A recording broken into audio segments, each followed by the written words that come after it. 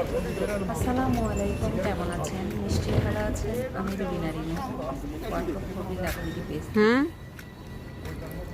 Curfew শুরু হয়ে গিয়েছে, রাস্তায় খুব একটা মানুষ দেখা যাচ্ছে না। আমরা একটু বাজার করবো, এই জন্য বের হয়েছি সুপার মার্কেটের সামনে। এখন সুপার মার্কেট আর খাবার দাবারের দোকানগুলো ছাড়া সব কিছুই বন্ধ রয়েছে। জনগণ অসুস্থ হলে, আক্রান্ত হলে সরকারের দায়িত্ব। তো এই জন্য সরকার অনেক বেশি সচেতন। আমাদেরকে অনেক সচেতন হতে হবে, সাবধানে থাকতে হবে, কেউ যেন আক্রান্ত না হয় সেজন্য। এখানে এখন অনেক ঠান্ডা পড়েছে, সামনে আরও বেশি শীত পড়বে।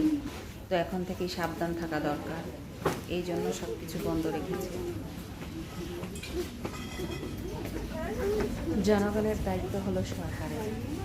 অসুস্থ হলে, আক্রান্ত হলে সরকারের দায়ভার। সরকার এই জন্য অনেক বেশি সচেতন হবে, সাবধানে থাকতে হবে। ডিসেম্বর মাস উৎসবের মাস। এখানে ডিসেম্বর মাসের মার্কেটগুলোতে অনেক কিছু পাওয়া যায়, কিন্তু আজকে তেমন কিছুই পেলাম না। যদিও চিন্তা করেছিলাম কিছু জিনিস কিনবো, অনেক কিছু থাকবে মার্কেটে, কিন্তু নতুন কিছুই তেমন দেখলাম না। এখানে মার্কেটগুলোতে আসলে একসাথে অনেক মানুষ ঢোকা যায় না। তো আমরা যখন ঢুকেছি খুব কম মানুষ ছিল, একটু পরেই অনেক মানুষ হয়ে গিয়েছিল, আর সাথে সাথে অ্যালার্ম বেজে উঠল। একটু পরেই পুলিশ ওখানে। তো আমরা বের হওয়ার সময় দেখলাম যে সামনে পুলিশ ছিল। তো আমি তখন একটু ভিডিও শ্যুট করছিলাম, ঠিক ওই সময় দেখি যে সামনে পুলিশ দাঁড়িয়ে আছে, কারণ বেশি মানুষ ভিতরে ঢোকার নিয়ম নেই, এখানে ঢুকতে পারবে না এত মানুষ একসাথে। এই জন্য আমি বাইর হওয়ার আগে বিকেলের জন্য কিছু রান্না করে রেখে গিয়েছিলাম। তো এখানে আমি নুডলস রান্না করব, কুইক কুকিং নুডলস। সেজন্য পানি ফুটতে দিয়েছিলাম, আর এটা রান্না করে তারপর আমি বের হয়েছিলাম। তারপর রান্না করার জন্য আমি নুডলসটা ফুটন্ত পানির মধ্যে, গরম পানির মধ্যে দিয়ে দিলাম। 5 থেকে 6 মিনিট নুডলসটা সিদ্ধ হবে। এখন তো বাচ্চাদের স্কুল বন্ধ হওয়ার কারণে একটু সমস্যা হচ্ছে, কাজ করতে সমস্যা হচ্ছে, বাচ্চাদের টাইম দিতে হচ্ছে। নুডলসটা সিদ্ধ হয়ে গিয়েছে, আমি এখন নুডলসটা নামিয়ে নিব। আর আমি সবজিগুলোও কেটে নিয়েছি।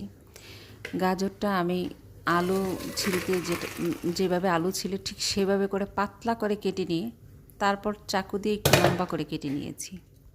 এই তো নামিয়ে রেখে দিলাম। এখন আমি একটা ফ্রাই প্যান নিব, আর ফ্রাই প্যানে তেল দিয়ে দিয়েছি আমি। তো ওটা একটু গরম হয়ে আসলে আমি ডিমটা দিয়ে দিব। ডিমটা এমনভাবে ভাজবো যেন কালার চেঞ্জ না হয় আর পুরো লাল না হয়ে যায়। তো আমি মিডিয়াম আছে ডিমটাকে সুন্দর করে ভেজে নিব। আমি এখন ফ্রাই প্যানে দিয়ে দিয়েছি ডিমটা। তো কুসুম গরম তেলে একটু বেশি গরম হয়েছিল, তেমন গরম না। তো আমি ডিমটা এইভাবে করে চামচ দিয়ে নেড়ে চেড়ে ভালো করে ভেজে নিচ্ছি। ডিমটা ভাজা হচ্ছে, আর এখানে আমি পাশেই যে সবজিটা রেখেছি সেটা হলো এখানে ক্যাপসিকাম, গাজর, মটরশুঁটি, এগুলোই আমি দিব। আর নুডলসটা ওখানে সিদ্ধ করে পাশে রেখে দিয়েছি। তো এর মধ্যেই আমার ডিমটা ভাজা হয়ে গিয়েছে। আমি অনেক বেশি ভাজবো না, কালার চেঞ্জ করব না, এরকম কালারই রাখবো। আমি উঠিয়ে নিব। তারপরে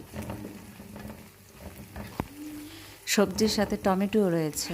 আমি যখন ফ্রাই প্যানে সবগুলো সবজি একসাথে দিয়ে দিব, তার সাথে শুধুমাত্র লবণ আর গোলমরিচ দিব, আর কিছুই দিব না।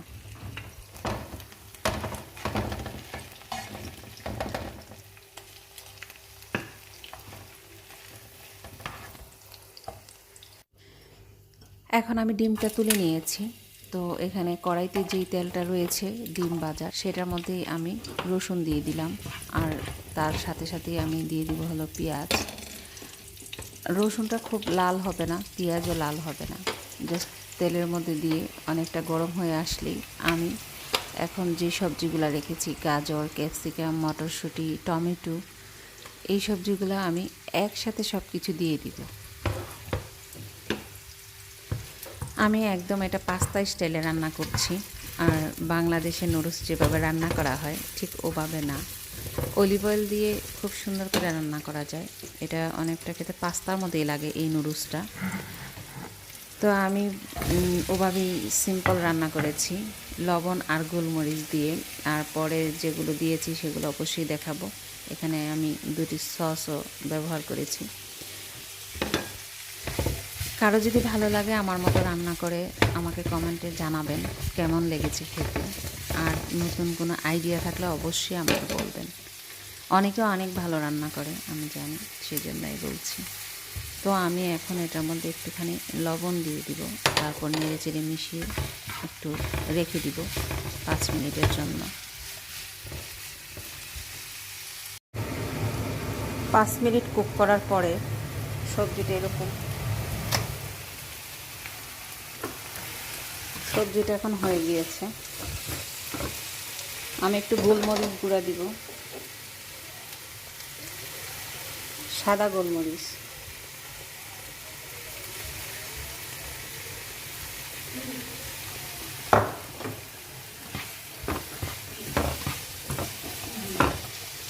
তারপর নুডলসটা ঢেলে দিব। কাঁচামরিচটা আস্ত দিই, কারণ আমার বাচ্চারা জাল খেতে পারে না। আমি এখন সবজির মধ্যে এই নুডলস দিয়ে দিব। আর এখানে যে বেজে রাখা ডিম চামচ দিয়ে ছোটো ছোটো করে রেখেছিলাম, সেটাও আমি ফ্রিজে তুলে রেখেছি, সেইটাও আমি একসাথে দিয়ে দিব। তারপর আমার এখানে চিলি সস দিব। তো চিলি সসটা আসলে তেমন ঝাল না, কিন্তু ফ্লেভারটা খুব ভালো লাগে। চিলি সস, টমেটো সস একসাথে দিয়ে তারপর আমি সব কিছু নেড়ে চেড়ে ভালো করে মিশিয়ে নেব। এটা হলো চিলি সস।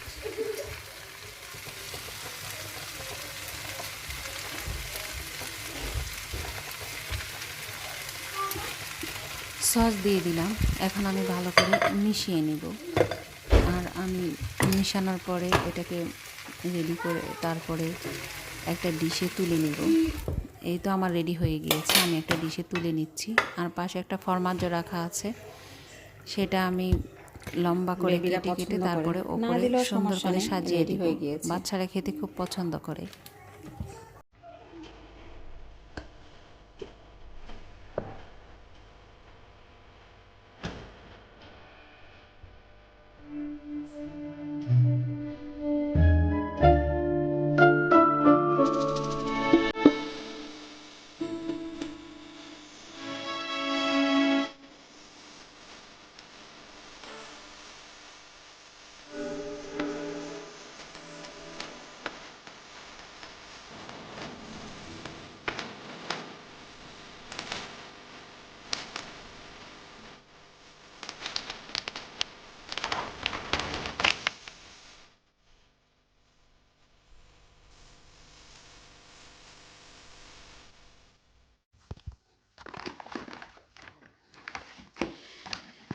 ইটালিয়ান 2টি সুইটস আমাদের খুবই পছন্দ, বাচ্চারা তো অনেক লাইক করে। খেতেও খুব মজা। যারা বাংলাদেশে আছেন তারা জানি না বাংলাদেশে পাওয়া যায় কি না, তবে এখানে ক্রিসমাস সময় খুব পাওয়া যায়। আর ইটালিতে সব সময় পাওয়া যায়। তিরামিসু তো খেতে অনেক মজা, সবাই খুব পছন্দ করে, বড় ছোট সবাই। এই তো, যাই হোক, তো আজকের মতো এখানেই। আল্লাহ হাফেজ। সবাই ভালো থাকবেন, আমাদের জন্য দোয়া করবেন। ইনশাল্লাহ আমরাও দোয়া করি সবাই যেন সুস্থ থাকে, সুন্দর থাকে। সবার সুস্বাস্থ্য অবশ্যই কামনা করি। আল্লাহ হাফেজ।